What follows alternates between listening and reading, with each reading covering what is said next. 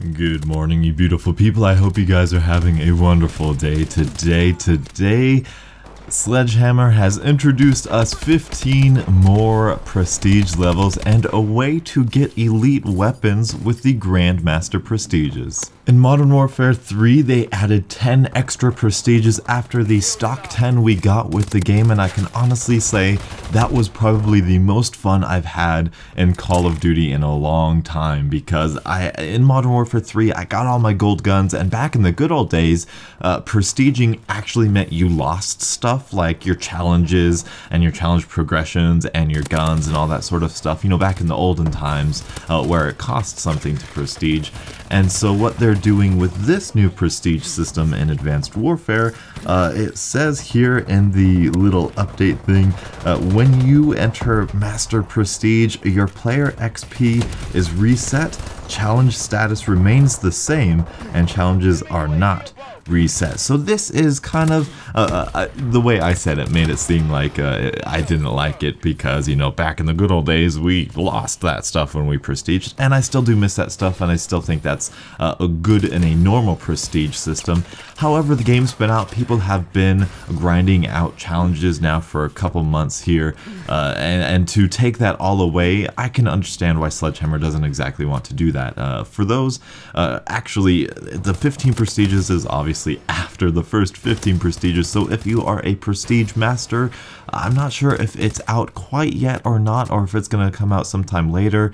Hopefully Tuesday, if they buff the weapons on Tuesday, we can hope, right? Maybe Half-Life 3 will come then too, maybe. Hey, we can have hope, right? So anyway, once we do that, once you prestige, like I said, you won't lose anything except your XP level, and I think that also means like everything will be locked again, but just your challenges that you have worked really hard on grinding for since you've been Prestige Master, those will remain the same, and I think that's a perfectly fine balance. I think that's a great balance for what they've done, so good job, Sledgehammer, and you don't know how much it pains me to say that, but yes, that was a good call there. But you guys are probably more excited about the elite variants we can now obtain through this prestige system, because the stars have aligned in such a way lately that Advanced Warfare is working out for me lately.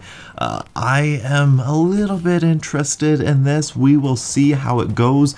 We'll see how the weapons get buffed, if they even get buffed, if the latency gets any better. So far the lag has been better, but the hit detection is still terrible. So it's a little bit iffy right now, but for me personally. But let's take a look at what we have. I may throw this picture up there because I've been really getting into editing, as you guys probably know, but right here we look at the picture. The first Master Prestige, the very first one, you get the Obsidian Steed. This is kind of a letdown, but it's kind of not, because everybody wants this gun. Everybody and their mother wants this gun. Personally, though, the problem I might have with it is that once people have Master Prestige 1, that's it. That's all they'll go. I mean, really, there's no other weapon on here except for maybe the Speakeasy, the ASM-1 Speakeasy, and the ASM-1 Strider at Prestige 15 and 12 as well for the Speakeasy that they may grind for.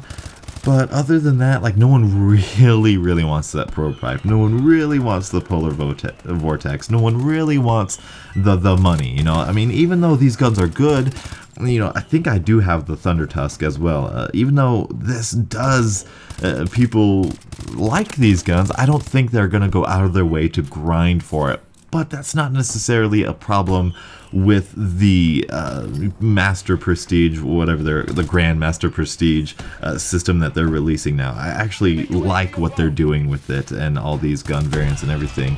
However, it kind of backtracks a little bit from their own system, their supply drop system. It's kind of them recognizing, hey, this is not a good system, so we're going to throw this in here to make up for this bad system. And I don't think that is a good thing, in my opinion. In my opinion, what they should do, and what they should have done from the beginning, is once I earn the Nigerian pants, never again, unless I delete it, unless I redeem it for XP or delete it.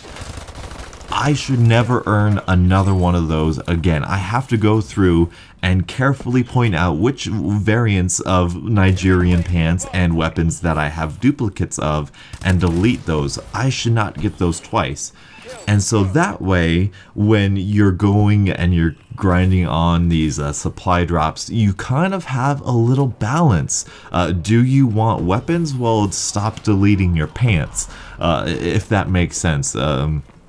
There's a term in statistics, I wish I could remember it for you beautiful people, but once you do a random sample of people, there's a way you can randomly draw out names out of a hat, and there's one system where you can draw the same name out of a hat, which is the supply drops. Now you can have the same weapon variant out of the metaphorical hat, but there's another statistical name for drawing a name out of a hat or a weapon out of the metaphorical hat, and then keeping it out, leaving it out, and that is the system the supply drops should do. The throwing back of the Nigerian pants into the hat will change the odds that you get the elite weapon because there's more pants in the hat, if that makes sense. Man, this is a weird metaphor, but I hope you guys understand what I'm trying to say. Once I earn my 9, I think I might actually have 9 AMR 9s. I may have like 8 or 7,